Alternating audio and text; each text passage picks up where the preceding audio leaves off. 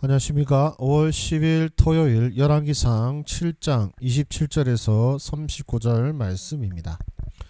또 노스로 받침수레 열을 만들었으니 매 받침수레의 길이가 4규빗이요 너비가 4규빗이요 높이가 3규빗이라. 그 받침수레의 구조는 이러하니 사면 옆 가장자리 가운데에는 판이 있고 가장자리 가운데 판에는 사자와 소와 그룹들이 있고 또 가장자리 위에는 놓는 자리가 있고 사자와 소 아래에는 화한 모양이 있으며 그 받침수레에 각각 4 놋바퀴와 노축이 있고 받침수레 4발 밑에는 어깨 같은 것이 있으며 그 어깨 같은 것은 물두멍 아래쪽에 부어 만들었고 화하는 각각 그 옆에 있으며 그 받침수레 위로 들이켜 높이가 1규빗이 되게 내민 것이 있고 그 면은 직경 1규빗 반 되게 반월원형으로 우묵하며 그 나머지 면에는 아로 새긴 것이 있으며 그 내민 판들은 네모지고 둥글지 아니하며 4바퀴는 옆판 밑에 있고 바퀴축은 받침술에 연결되었는데 바퀴의 높이는 각각 1규빗 반이며 그 바퀴의 구조는 병거바퀴의 구조 같은데 그 축과 태와 살과 통이 다 부어 만든 것이며 받침술의 네 모퉁이에 어깨 같은 것이 넷이 있는데 그 어깨는 받침수레와 연결되었고 받침수레 위에 둥근 테두리가 있는데 높이가 반규빗이요 또 받침수레 위에 버팀대와 옆판들이 받침수레와 연결되었고 버팀대 판과 옆판에는 각각 빈 곳을 따라 그룹들과 사자와 종려나무를 아로 새겼고 또 그 둘레에 화환 모양이 있더라. 이와 같이 받침수레 10개를 만들었는데 그 부어 만든 법과 크기와 양식을 다 동일하게 만들었더라. 또 물두멍 10개를 노수로 만들었는데 물두멍마다 각각 40밭을 담게 하였으며 매 물두멍의 직경은 4규빗이라 10받침수레 위에 각각 물두멍이 하나씩 이더라. 그 받침수레 5은 성전 오른쪽에 두었고 5은 성전 왼쪽에 두었고 성전 오른쪽 동남쪽에는 그 바다를 두었더라. 아멘. 이제 받침수레를 제작하는 것을 오늘 말씀을 통해서 우리에게 보여주고 있습니다. 노소로 만든 수레는 총 10개를 만들었습니다. 길이가 4규빗, 너비가 4규빗, 높이가 3규빗이 되고 수레에는 옆판이 있고 그 옆판 가운데는 사자, 소, 그룹, 화환이 새겨집니다.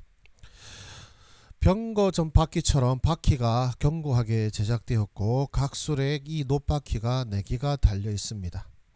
그리고 모든 수레는 크기와 양식 재료가 동일하게 제작되었습니다.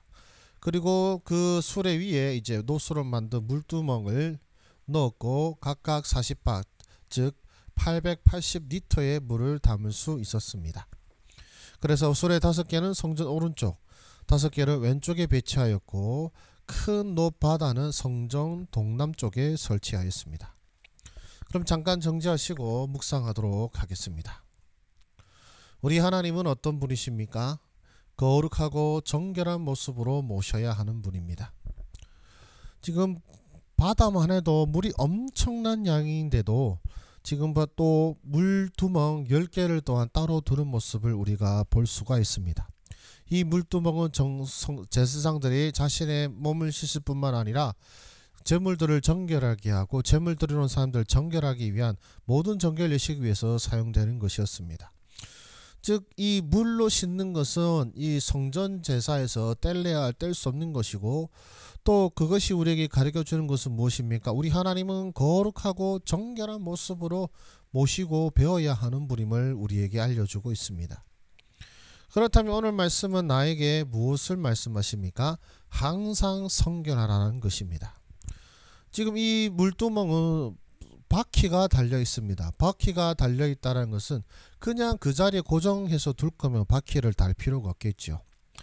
바퀴가 달려 있다는 것은 이것이 움직이고 이동을 해야 된다는 것이고 성전 그 바깥에 곳곳에 이것을 배치하고 움직여서 이 정결이 필요한 곳마다 계속해서 정결을 예식을 가하도록 하는 것입니다. 모든 순서 행사마다 항상 정결례가 따라오듯이 그래서 이 물두멍도 따라다니는 것입니다. 즉 하나님께서 우리에게 모든 순간 매 순간 항상 성결할 것을 요구하는 것이죠. 우리의 삶은 성결해야 합니다. 하나님 앞에서 정결하고 성결한 삶을 살아야 하고, 그것은 그저 단지 한순간 주일 하루만 성결하게 사는 것이 아니라 단지 어떤 집회나 어떤 중요한 일을 앞두고 기도할 때나 몸을 성결케 하는 것이 아니라 항상 범사에 성결할 것을 우리에게 말씀하고 있습니다. 또한 우리에게 무엇을 말씀하십니까? 항상 자신을 비추라는 것입니다. 성전에는 따로 거울이 없었지만 바로 이 물두멍에 있는 물을 통해서 자신의 얼굴을 비춰보고 이 옷 매무새라든지 정결 여부를 점검했다고 합니다. 마찬가지로 이 물두멍으로 제사장들이 자신을 비추어 보고 자신을 보았듯이 우리는 또한 무엇으로 자신을 비추어야 되겠습니까? 바로 우리에게 주신 하나님의 말씀이요, 또 우리 예수 그리스도를 통해서 우리 자신을 비추어 보아야 될 것입니다. 여러분, 우리는 지금 예수 그리스도를 닮아야 하고 예수님과 함께 동행하는 자입니다. 예수님을 쫓아 십자가를 지고 가야 되는 사람들인데, 과연 여러분들은 지금 예수님과 함께하고 계십니까? 내 삶에 예수님께서 함께 하시고 내가 지금 주님과 함께 동행하고 있음을 인식하고 계십니까? 그리고 그 말씀에 따라, 그러니까 세상 사람들의 판단과 어떤 세상 사람들의 어떤 평가가 아니라 하나님의 말씀으로 여러분 자신을 평가하며 하나님의 말씀으로 여러분의 자신을 비추고 계십니까? 이 정결하기를 원하시는 하나님 앞에 우리가 정말로 하나 나아가기 위하여서 먼저 바로 우리를 정결케 하시는 예수 그리스도를 온전히 의지하며 예수 그리스도를 의지하는 가운데 또한 우리 자신을 날마다 돌아보아 하나님의 그 거룩하신 온전과 임재 앞에서 예수 그리스도로서 그 피로 죄 씻음 받은 자임을 고백하며 그 주님을 의지하여 하나님 앞에 나아가시는 여러분 되시기를 소망합니다. 그렇다면 나는 어떻게 살아야 되겠습니까? 주 앞에서 항상 성결한 하나님의 백성으로 살게 하옵소서라고 하였습니다. 그렇게 저는 날마다 예수님을 의지해야겠죠. 날마다 예수님의 보혈의 피를 의지하며 나 자신의 연약함을 주 앞에 고백하며 계속해서 더욱더 주 앞에서 온전해지기를 간구하며 또한 소망해야 할 것입니다. 저와 여러분들은 세상의 도덕적인 잣대로 자신을 평가하는 자들이 아닙니다. 우리 하나님의 말씀과 예수 그리스도의 거룩하심을 쫓아 예수님의 제자로 살아가야 되는 사람들이기에 우리는 멈출 수 없고 만족할 수 없습니다. 더욱더 거룩하고 더욱더 정결하게 예수 그리스도를 본받아 나아가는 저와 여러분들의 삶 되시기를 주 이름으로 축복합니다. 기도하겠습니다.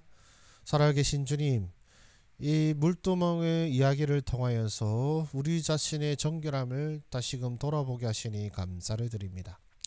무엇보다도 이 정결케 하시는 권능이 물두멍은 잠깐 그들에게 정결함을 부여했다면 우리 구주 예수 그리스도의 보혈의 피는 우리에게 단 한 번 영단번의 제사로 우리로 하여금 하나님 앞에 정결케 하셨음을 믿습니다.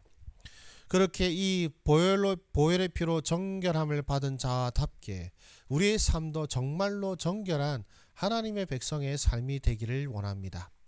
이제 더 이상 우리에게 죄책이 없고 죄가 우리를 주관하지 못한다 할지라도 그것이 우리가 마음대로 살아가는 이유가 되는 것이 아니라 바로 나를 거룩하기 위해서 피 흘리신 예수님의 피와 사랑을 생각하며 오늘도 그 성결함을 향하여 그 정결함을 향하여 나아가는 그 정결함을 사모함으로 나아가는 우리의 삶 되게 하여 주시옵소서. 예수님의 이름으로 기도드립니다. 아멘. 네, 감사합니다.